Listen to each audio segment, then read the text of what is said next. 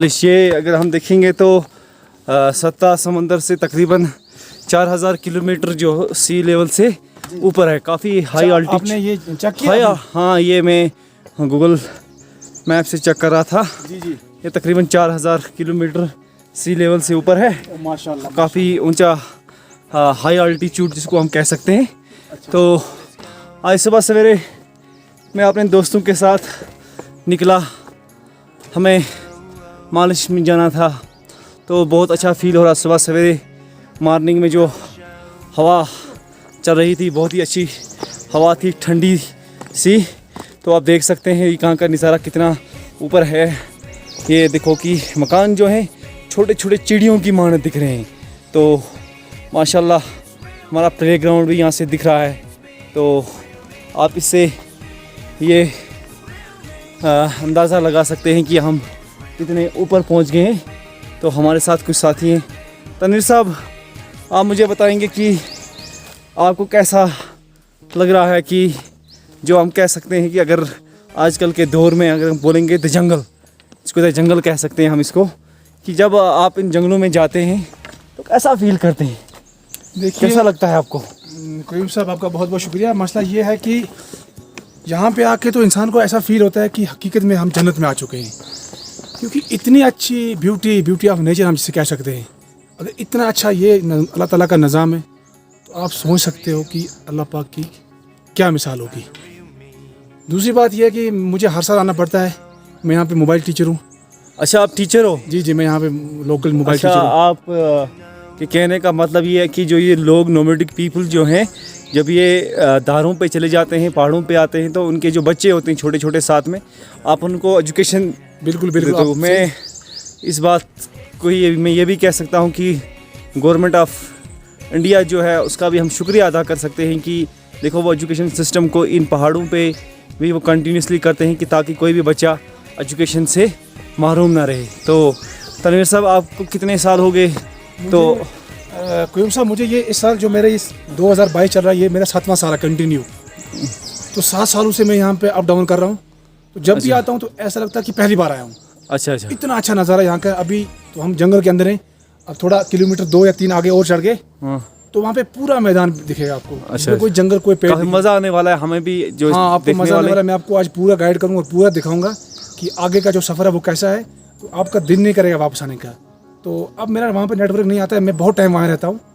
जब तक 2 या ढाई महीने मेरा वहीं पे रहता है। फिर हमारा हल्टिंग पॉइंट यहाँ आगे है, तो 2-2.5 महीने हम वहाँ पे भी रहते हैं। अच्छा अच्छा, तो बच्चों के साथ साथ मुझे भी। क्या आप मुझे समझा सकते हैं ये हल्टिंग पॉइंट क्या होता है? हल्टिंग पॉइंट हम उसे कहते हैं कि जहाँ पे हम लोग आके स्टे करते हैं। जैसे कि हम घरों से पहले निकल जाते हैं, अप्रैल के महीने से निकलना शुरू हो जाते हैं, तो हमारे माल मवेशी थोड़ा ऊपर आ जाते हैं स्टेप बाय स्टेप। अच्छा, ये एक बात मैं आपको बोलूँगा कि जो ये रास्ते हैं काफ़ी मुझे लगता है कि टफ ट्रैक है, बहुत मुश्किल रास्ता है। पत्थर हैं, कहीं पे जड़ें हैं, कहीं पे क्या हैं। तो जो आपके जानवर, जैसे हम कहते हैं कि जो आपके ये पेट एनिमल्स हैं, जो आपके माल मवेशी है, ये भी चलते हैं, तो क्या इनको कुछ तकलीफ़ होती है, डिफेक्ट होता है? अगर हम देखेंगे तो सरकार को इन चीज़ों के पीछे ध्यान देना पड़ेगा, क्योंकि जो मेन पर्पज़ ऑफ आपका इनकम जो है यही है माल मवेशी पालना। तो माल मवेशी पाल कर आप अपना रोज़ी रोटी का जो रोज़गार है वो आपका यही है। बिल्कुल, आपकी बात सही है। अब जो रास्ते की बात आपने की है, ये एक जेन्युइन पॉइंट है। आप देख सकते हो कि कितना खस्ता हाल है। तो हम लोग क्या कहते हैं, जब हमें यहाँ आना होता है तो हमारे पेरेंट्स या हमारे जो भी लोग आते हैं वो 1 दिन या 2 दिन पहले आते हैं। तो इस रास्ते को जहाँ पे कोई खतरा होगा इस मवेशी के लिए, तो जगह को ठीक करते हैं। तो वो इंडिविजुअली आते हैं, वॉलंटरी तौर पे काम करते हैं ताकि ये रास्ता चलने के लायक हो जाए। और अब इस पे गवर्नमेंट को मैं आपके साथ ये कहना चाहता हूँ कि अगर ये हमारी बात आला हुकाम तक पहुँचे, कम से कम इस रास्ते पे ध्यान दे। जो भी नोमैडिक लोग आते हैं यहाँ से, पूरा ये गंगबल के रास्ता है, ये गंगबल की जो लेक है उसके लिए यहाँ से लोग जाते हैं। तो रास्ता इतना ख़राब है। तो मैं आपसे ये कहना चाहता हूँ कि इस पर आपने अच्छा किया। आप गौर कर सकते हैं कि हमारे जब माल मवेशी जाते हैं उनके पाँव को बहुत लग जाती है, बहुत इंजर्ड हो जाते हैं, तो फिर हमें उनके लिए बहुत सा मतलब दिक्कतों का सामना करना पड़ता है। अच्छा तनवीर साहब, आपने एक बात यहाँ पे कही गंगबल के मुतालिक। गंगबल जो अगर हम देखेंगे तो वो बहुत फेमस टूरिस्ट प्लेस हमारे गांधरबल जो डिस्ट्रिक्ट है उसमें, ख़ासकर कंगन की बात की जाए तो गंगबल लेक जो है तो वो काफ़ी मशहूर है, या वो कह सकते हैं कि लेप ऑफ हरिमुख की गोद में वो वहाँ पे वाक़ा है। तो हरिमुख को अगर सर करेंगे, अगर हरिमुख को कोई ट्रैकिंग पार्टी आती है, ट्रैकिंग लोग जो आते हैं, क्या उसको सर कर पाए हैं आज तक? जैसे कि हमारा माउंटेन एवरेस्ट है या K2 है या और बहुत सारे ऊंचे ऊंचे पहाड़ हैं, तो इसके बारे में कोई हिस्टोरिकल ऐसा कोई आपने सुना है या आप लोग यहाँ पे रहते हो, कोई ऐसी टीम देखी थी आज तक आपने? देखो, मैंने तो बहुत सारे लोग देखे हैं जो कि हमारे फॉरेन से आते हैं, तो बहुत से लोगों ने इस पर ट्राई किया है, लेकिन उनको रिजल्ट या सफलता उनको नहीं मिली है। क्योंकि एक बंदा, हमारे पेरेंट्स कहते हैं कि, मतलब मेरी याद में तो नहीं है, वालिद साहब दादा साहब की याद में है कि एक फॉरेन का बंदा था, उसने वहाँ से, उन्होंने ये कहा था कि मैं इसके टॉप तक जाऊँगा, लेकिन 21 डेज़ कंटिन्यू चढ़ के भी जब वो 21 डेज़ के बाद उसको मारनी हुई, तब वो जब सुबह उठा तो उसको वो जो सफ़र था वो वैसा ही दिखा गए। 21 डेज़ नॉट अ जोक। तो दैट मीन्स कि फिर वो वहाँ से वापस आए, उसके ऊपर कोई हेलीकॉप्टर, कोई एरोप्लेन, कोई इस पर मूव नहीं कर सकता है।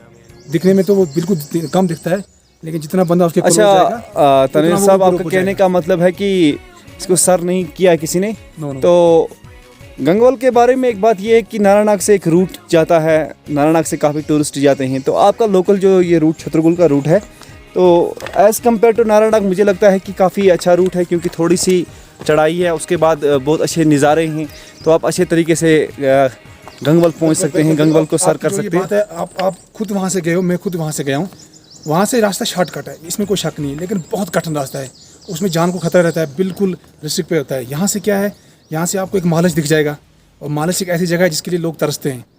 इवन गंगवल से लोग महालज के लिए आते हैं, तो आपको वो रास्ते में पड़ेगा जहाँ आप रात को स्टे कर सकते हो। अच्छा रास्ता है यहाँ से उन लोगों के लिए, और नज़ारे हैं। और दूसरा पॉइंट यहाँ पर रपेंगन है, जो कि हमारा हल्टिंग पॉइंट है, वहाँ पर एक ज़बरदस्त नज़ारा है। तो मैं चाहता हूँ कि आपके साथ से जो भी लोग यहाँ आए, तो प्रेफर कम से कम इस रास्ते को करें। अगर वापसी में वहाँ से चलें तो कोई मसला नहीं है, लेकिन आने का रास्ता यहाँ से, क्योंकि अगर उनको देखना है नेचर ऑफ ब्यूटी, अल्लाह ताला का निज़ाम देखना है, तो शायद वो यही मालिश का रास्ता है, यहाँ से वो देख सकते हैं। अच्छा, आपका कहने का मतलब ये है कि जो मालिश का ट्रैक है बहुत ही one of the best track भी हम कह सकते हैं।